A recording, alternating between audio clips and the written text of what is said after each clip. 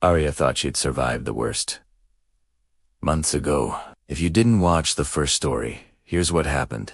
She was kidnapped by Adrian Voss, a dangerous and obsessive Mafia figure, but escaped with Ethan's help, the man who truly cared for her. Adrian mysteriously disappeared afterward, leaving only fear and memories behind. But freedom, she quickly realized, was an illusion. The past always had a way of catching up. It started with a black car stopping outside her apartment late at night. She froze as the headlights revealed a tall, dark figure watching her. Adrian, alive. His presence was as magnetic as ever, pulling at her chest in ways she hated and couldn't explain. That night, she barely slept. Every shadow, every creak, made her heartbeat jump. Ethan noticed her unease and stayed closer than ever, refusing to leave her side. The next evening, Aria received a mysterious message on an unknown number. "He isn't alone. You're next." Her blood ran cold.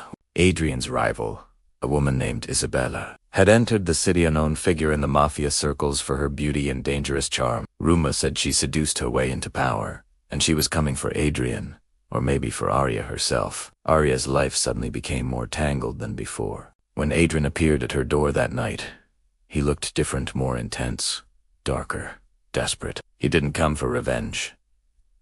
He came to warn her. But before he could speak, Isabella appeared behind him, stepping out of the shadows, her eyes fixed on Aria.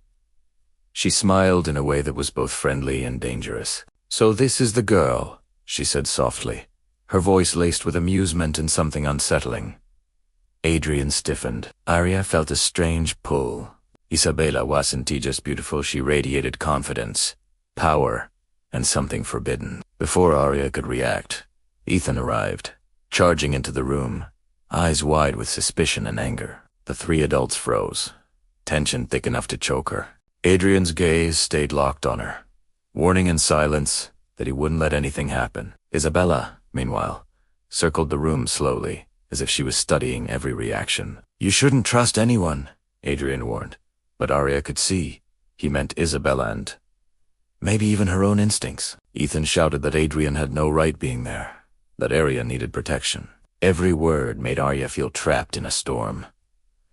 Then the first twist hit. Isabella pulled a hidden card from her jacket, a digital device, and flashed it at the security cameras. Every light in the building flickered, alarms cut off, and the building fell into a controlled chaos. Adrian cursed under his breath. "She hacked the mansion. She's been planning this," he said. Ethan and Adrian argued over what to do next, but Aria made a bold decision. She grabbed both men's hands and told them she was not hiding anymore. She would face this threat head on. That moment of courage changed something in Adrian's eyes, and even Isabella paused, impressed. Suddenly, the door slammed open. 4 men stormed inside with weapons. It was another faction, working against both Adrian and Isabella. Gunfire echoed, forcing all 3 to dive for cover. The chaos was perfect for Aria to slip out. She ran through the corridor, hearing Adrian behind her, Ethan following, and Isabella surprisingly protecting her from one of the attackers. In the hidden courtyard, rain poured down, creating a cinematic storm. Adrian finally caught up, gripping her shoulders. "We're running out of time. Trust me." Ethan glanced at her, worried, but nodded. Isabella, now strangely aligned with them, led the way through an underground tunnel she revealed from her mansion knowledge. Aria had to trust 3 dangerous adults, all with conflicting motives. The tunnel opened to an abandoned warehouse filled with shadows and echoes. Aria spotted movement 10 of her. Girl tied up, beautiful and terrified. Isabella explained softly that this girl had been kidnapped by the same Mafia rival. Adrian's obsession flared, and Ethan realized the stakes were higher than just Aria's safety. Now they had 2 lives to protect.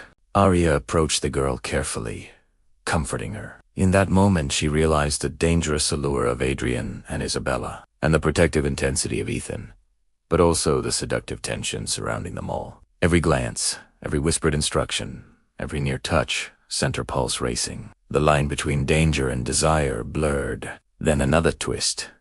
The warehouse's back doors opened. More attackers. This time, They weren't just ordinary gang members. They were trained assassins targeting the trio. Gunfire erupted. Isabella pulled Aria behind a stack of crates, and Adrian fought fiercely while Ethan tried to flank them. In the chaos, Aria had to make a split-second decision: escape alone or help the new girl. She chose to fight alongside them, surprising everyone including herself. Finally, after what felt like hours, they neutralized the attackers.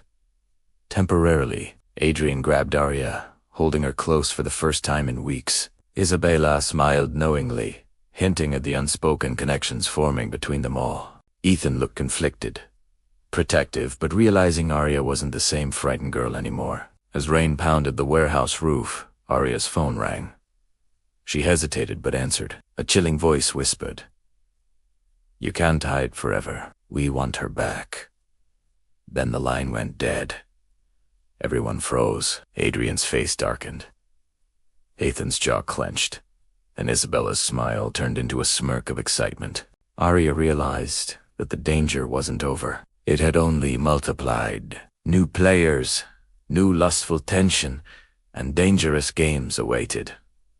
But one thing was certain: she wasn't a pawn anymore. She was a player.